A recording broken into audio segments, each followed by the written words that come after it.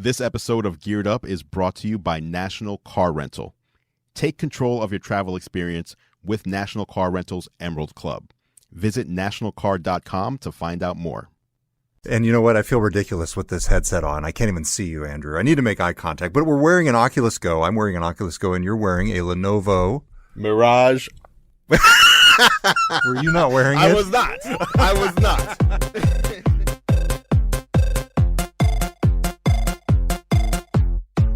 Welcome to Geared Up. I'm Todd Bishop. I'm Andrew Edwards. Every week we bring you the latest in gadgets, consumer electronics, computers, video games, and we got it all this week. Yes, we do, including a giveaway. That's right. We're going to be giving you a chance to win a brand new Oculus Go. Well, brand new. We've tried it a little bit here in the GeekWire offices. It's open, but it's lightly used, and you're going to have a chance to win. We're all friends. You're our friend.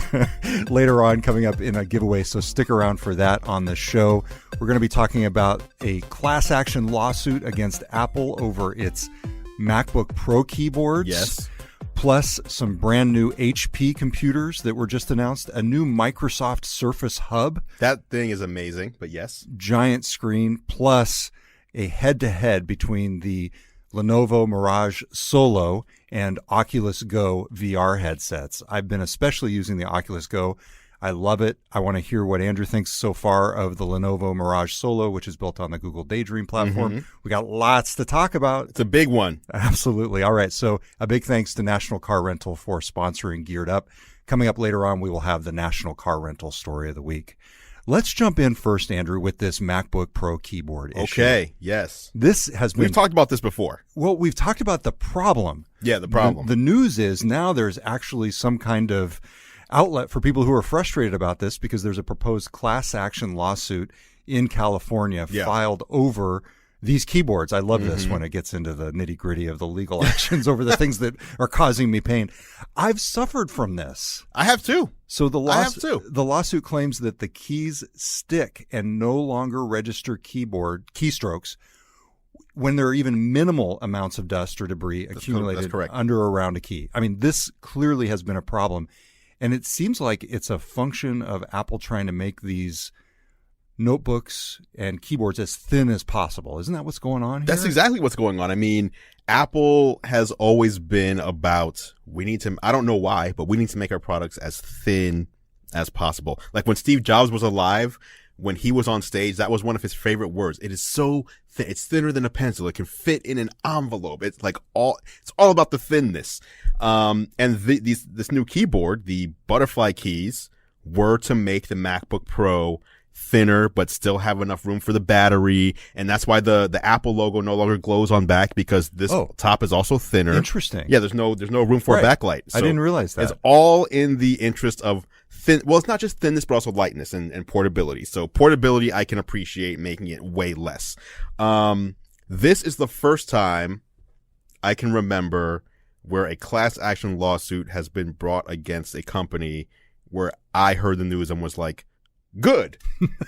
Like usually I feel like, they're just trying to make a big deal out of it. It's not even, but This one is like, there's no way that Apple doesn't know at this point that they're selling a bad keyboard knowingly to consumers. The keyboard is bad. Bad as in it doesn't last or is not as durable as it should be. When it works, it's fine. Like I actually like the less travel. I like the size of the keys. I like how the main thing about these keys are no matter where you press it, whether you're pressing in the center or the side or the corner, it goes down evenly, which is not something that you see on a typical key. But as good as that is, I would rather have a keyboard that just works if a little bit of dust flies into the room. For me, it's been striking switching back and forth between, for example, the Lenovo ThinkPad that I've been using and the old MacBook Pro that I've been using, which was, I think, a 2016 model. Okay. So very much in the butterfly era for the keyboard. I actually, when I switch back to the MacBook Pro, struggle with it for a while. You mentioned the travel, which refers to the distance that the key goes up and down, essentially. I feel like it's actually more satisfying to have a bit more travel than the MacBook Pro keyboards currently have. So I don't know. To me, it's not worth it. The thinness is not worth the keyboard. I feel like I'd like a little bit more raised keys, essentially, in terms of my typing. But you were used to it, though. I was used to it. Before you switched, you were fine with it, aside from the problem. Yes, absolutely. It's more like, you just sort of realize that something's different when you try something else.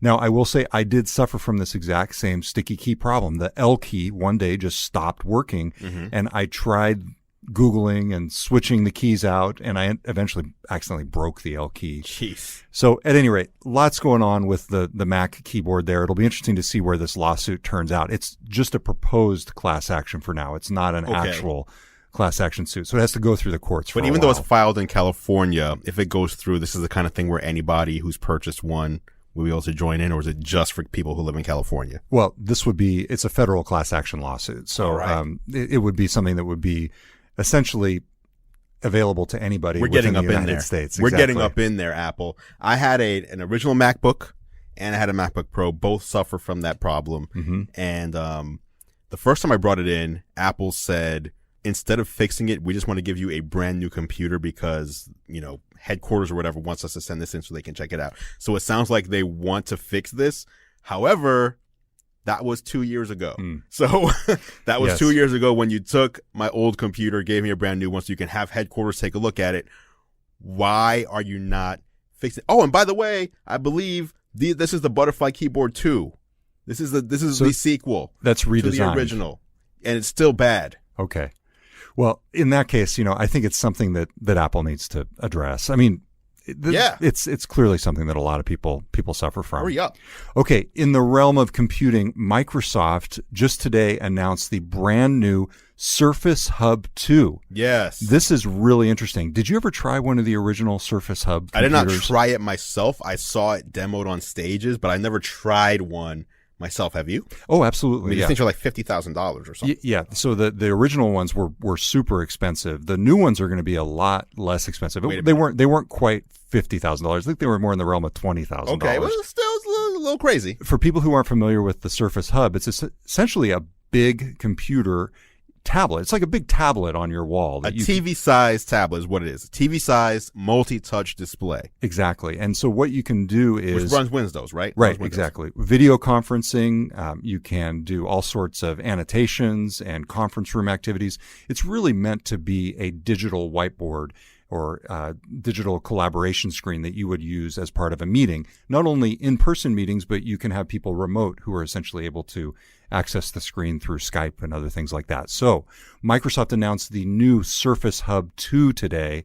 It's going to be tested this year and then eventually roll out to businesses next year. And they're saying it's probably going to be in the realm of about $5,000. But the really interesting thing here is that you can now tile them. Yeah, this is impressive. So you can essentially create one giant screen out of up to 4 multiple screens. So the idea being that you could have one program running on one of the screens or another, or you could create essentially one giant display out of all 4, which I think a lot of people will do. It's also got a very interesting hinge on the back when you mount it to the wall that allows you to reorient it. So you can go from portrait to landscape mode, and then it automatically basically creates the new view much as it would with a tablet. Right. Now, are we going to be upgrading here?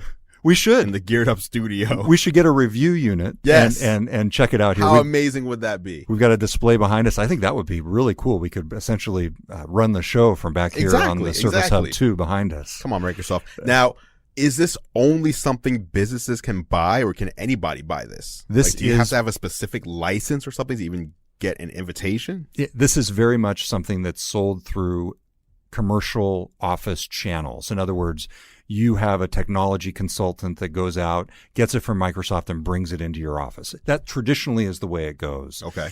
With this new model, especially because it's cheaper, I think there's a chance that you might end up seeing it be something that you could buy online and install yourself. And certainly that's at least one option now. But the main idea is you've got some sort of reseller who's outfitting your conference room, and they have a deal with Microsoft to bring in and service the original Surface Hub. But with the Surface Hub 2, I think there's a potential that we could see that change. So it's a 4K display, 50.5-inch multi-touch display. It comes with Microsoft Teams, Whiteboard, Office 365, Windows 10, 4K cameras that then rotate with the device.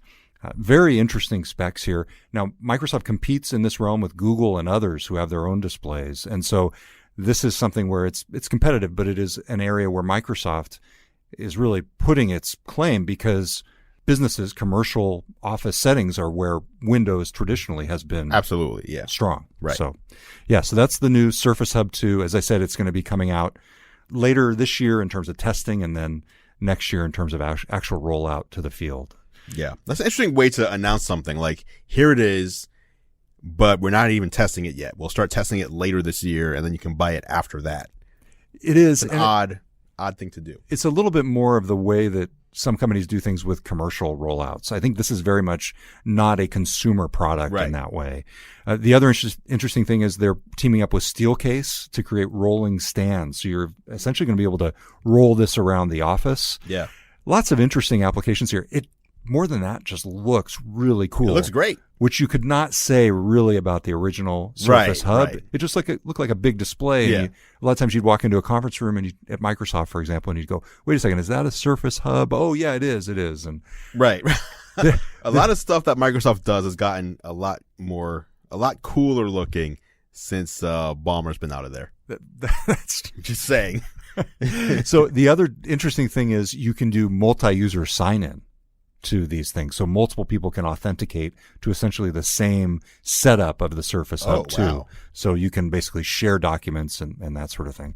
A lot of interesting stuff going on here. I will say there have been a few Microsoft offices I worked in where the executives use nothing but the Surface Hub, the original hub. They've got it up on their wall, and sure, they might have a laptop that they take with them, but for the most part, that's their workspace. In-office computer is basically a keyboard and a mouse on the conference table and this giant computer on the wall. There've been a couple where I've walked in and gone like, "Where's your PC?" And they're like, "Right there." Wow. Yeah. So I don't know if it's a status symbol or what over there. I think it is.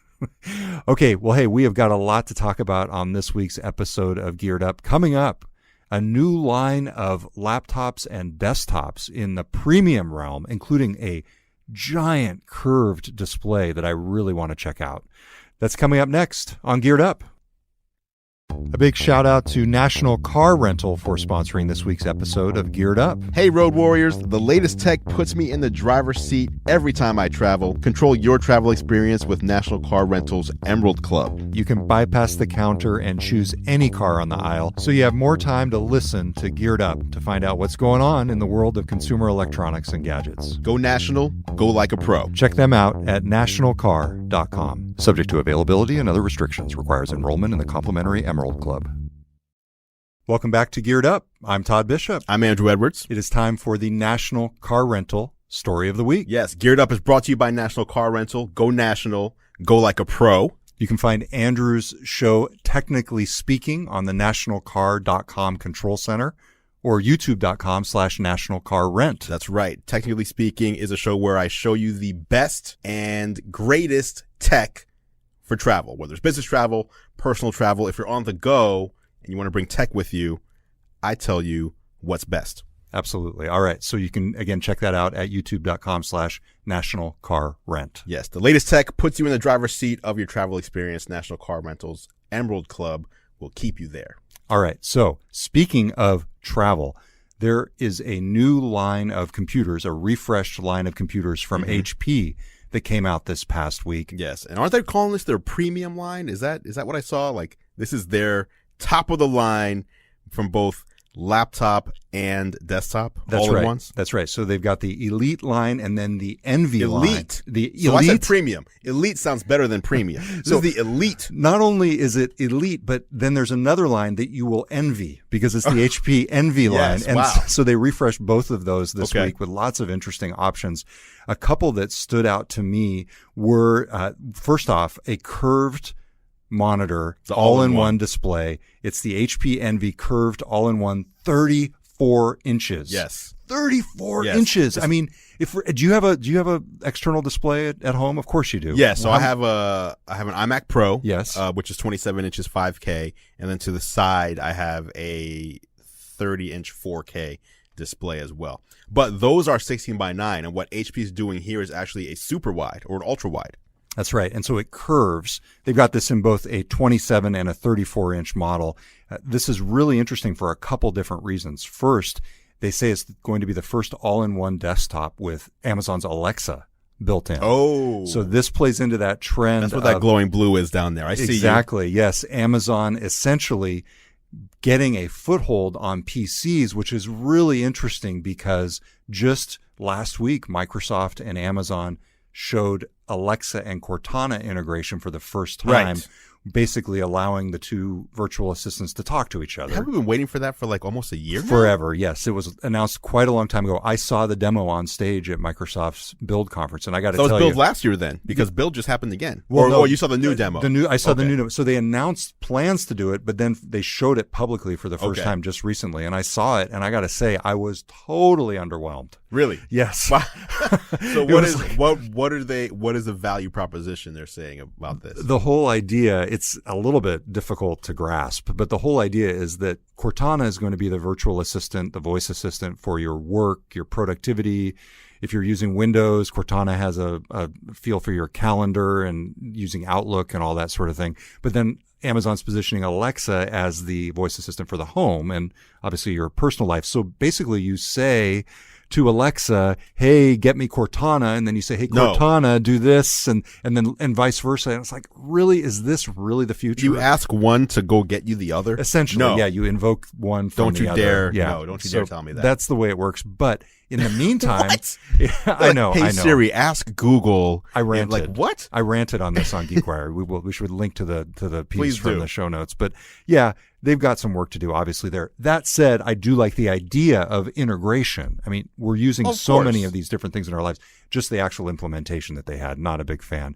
That said, in the meantime, Amazon, with integrations onto PCs, is starting to get Alexa out directly on Windows 10. And here you have a good example of it in this new HP Envy curved all-in-one 34. Yes. Now, to be clear, an all-in-one means that's going to be sitting on your desktop. This is not on the go. This sits on your desktop. Kind of like if you know what an iMac is. It's the same thing. You have the display and the actual guts of the computer all in one piece of hardware. That's right. So, and then they did announce for on the go a variety of new Envy and Elite notebooks. And so this looks really interesting. One that stood out to me was the HP Envy 13 laptop, which seems like it's more in the realm of a MacBook Pro, just to orient you, Andrew. Right. And so 14 hours of battery life, Intel quad-core processors, 8th generation, starting price of about $1,000. So you can see where it's in that realm of something you would take with you. Yes. And to me, though, ultimately, all of this comes down to how well the trackpads perform. And that is something that PC makers have traditionally struggled with. And it'll be interesting to see. We're getting a couple review units of these to see how well the trackpads do. Because when you're on the go, that is really what you want. Yeah. Now, why is it so hard to get a trackpad that works well? Like, we look at Apple's trackpads. I think anyone who's used Apple's trackpads will say that's the best trackpad in the business. What is so difficult? Like, it's simple. It's a piece of glass that feels good, and that when you press it down, presses down. Like, that's all you want. You want it to recognize your finger. Yes. And press. It's not just the hardware. It's the integration of the hardware and the software. I feel like we've talked about this before. I think it was just last week. Yes. Last week. We don't need to go over it again. But I'm just saying. To me, it's the litmus test for the quality of a computer, whether it integrates well between the trackpad and the on-screen display.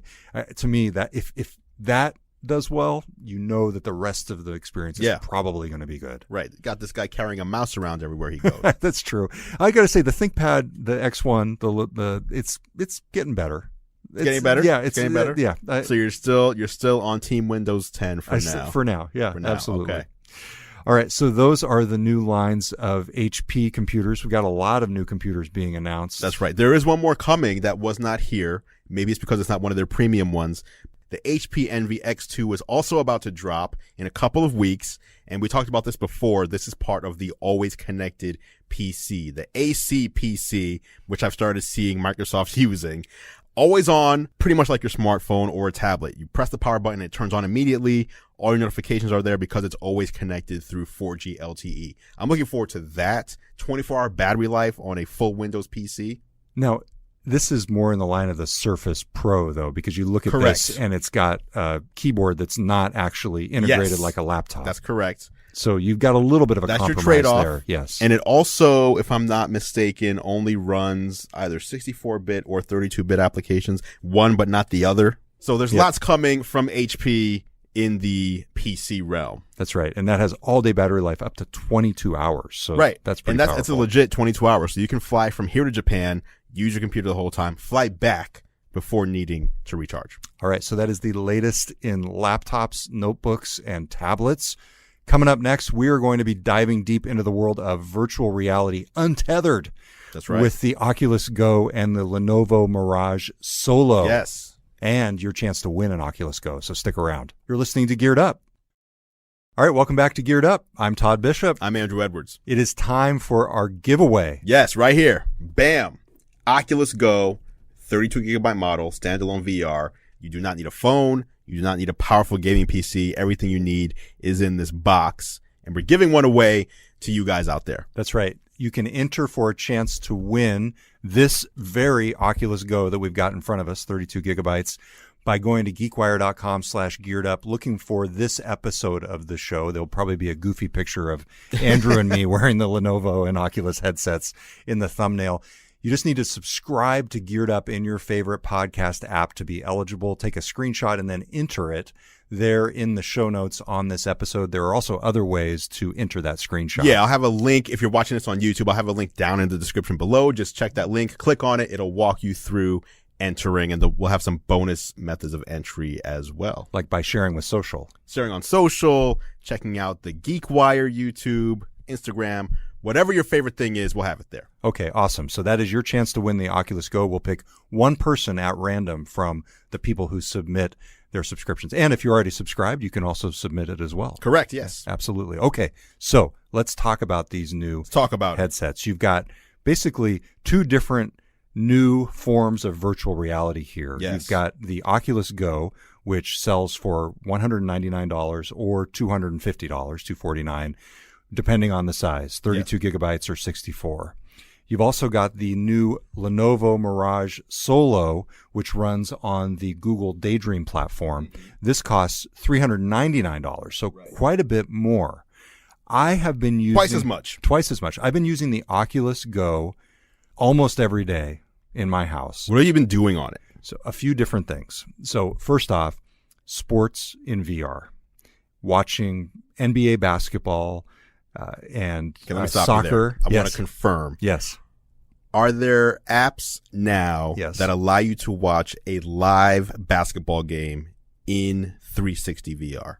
I believe there are, yes. And there are special events that allow you to do that. What I have been doing, though, instead is watching highlights, which, frankly, is a much cooler experience. Yeah, right. So you can essentially see all the greatest plays. Wait, is it in 360 VR or is it in like a movie screen? It's basically in 180. So you can still turn your head and see. Exactly, but directly behind you, it's more of a sort black. of a black. They've got sort of a cartoon or like basically a digital scene behind you. That's not the thing. But you can essentially sit on top of the basket and watch LeBron dunk or watch this amazing play that Steph Curry pulls off with one of his teammates. To me, it's just one of those eye-opening experiences. But that's just one of the things. Of course. I love the roller coaster games. In other words, not just the roller coaster videos, but there's a game on the Oculus Go that allows you to essentially use the controller, which I'm a big fan of. The controller is very slick in terms of its precision. And you can use the controller to shoot things as you're going on the roller coaster. So lots of interesting things on that. Frankly, my daughter loves to watch Netflix in the Oculus Go. Just being able to sit on the virtual couch and be totally immersed in the experience is really cool. Another one, hidden object games in VR 360. Hidden object games are very popular casual games, things that people play. What does that mean, hidden object? You're basically looking at a very complex scene. Usually it's like a study or a den, and you're in the middle of it. Usually you're looking at it on your computer screen, and you essentially have to find these kind of complex objects. It's like a fun puzzle game, basically. Yeah, it's like I Spy. Like Myst? Not quite Myst, but it's like an adventure game, and you're finding little objects that are purposefully integrated and blend into the background. Got it. So to do that in VR in 360 is really cool because you're looking around and you're actually in the room, not just looking at the scene of it. I could go on and on. There are all sorts of really cool things. Oculus Rooms. We tried this out at the office. We have 2 of the headsets, and the ability to interact in a virtual world in real time with an avatar of somebody else. But we were able to show each other our favorite Facebook photos. We were able to share music, play games against each other. I could actually see this being a way that people who are in remote relationships or just wanting to connect with friends they haven't been around for a while, when you see that, you start to realize, oh, this is why Facebook owns Oculus. Yeah. This is essentially the next generation social experience. It's Facebook brought to life in a virtual world in many ways, and in a lot cooler way. Now, I've got so much to say about the Oculus. The downside is, by default, when you log in, you use your Facebook account to log in. Right. And by default, you are sharing everything with everybody who follows you. Essentially, the default privacy settings are to share your Oculus Go activity on Facebook. You have to go in and actively opt out of the sharing. So that would be my first piece of advice to anybody who gets an Oculus Go. So if you buy an Oculus Go and you say, I'm going to play this roller coaster shooting game, you play that game and it posts on Facebook that you're... It's funny. You should say that. All I know is that they warn you when you log in, hey, you're going to be sharing things by default. I have not gone to Facebook and looked for the Oculus Go activity. And I haven't seen any, but I do know that they warn you that, and I actively went in and unchecked it, and it was a little disturbing. It's like, why? I understand why Facebook is doing that as a business model, but wouldn't it be much more user-friendly to say, hey, you should share this on Facebook, Here are and the here's toggles. why. Do you want to enable or disable as part of setup? Exactly. So Come on, Facebook.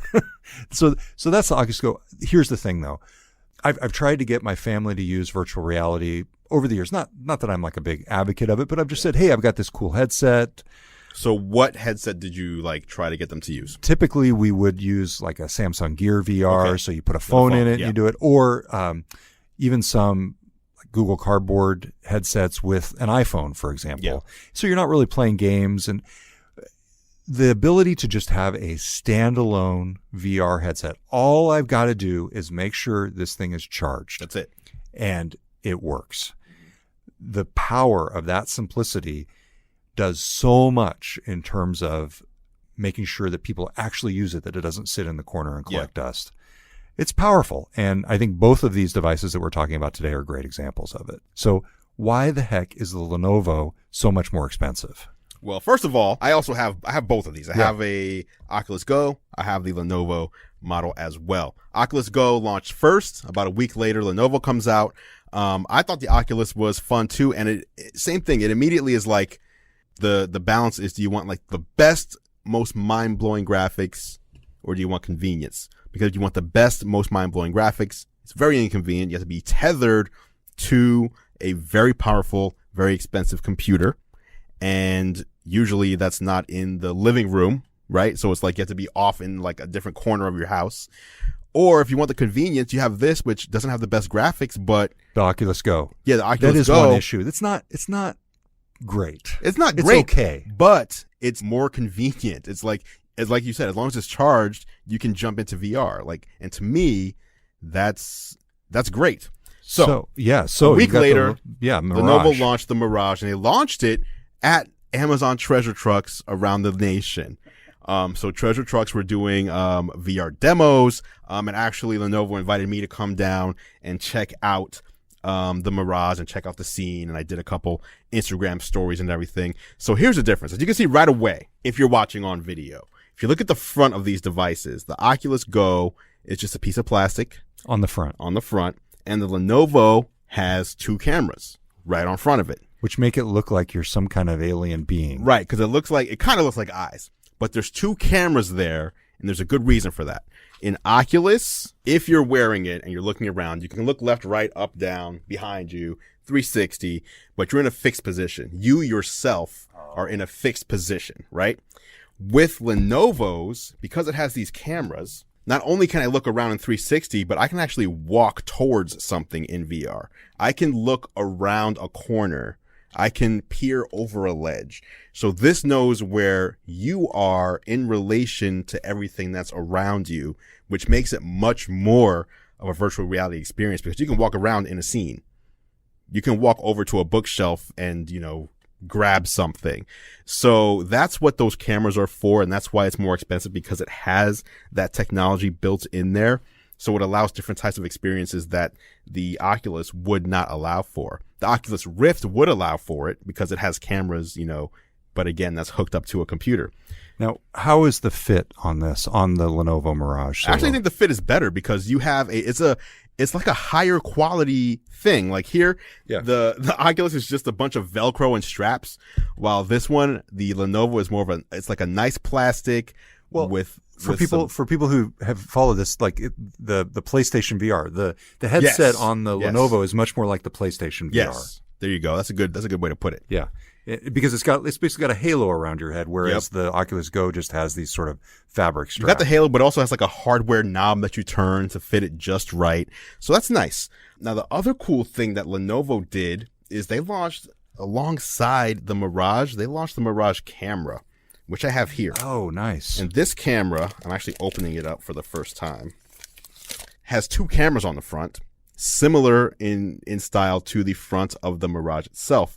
And this is what they're calling their YouTube camera. So you can set this camera up and start live streaming to YouTube, or you can record if you don't want to live stream, but you're recording a VR video.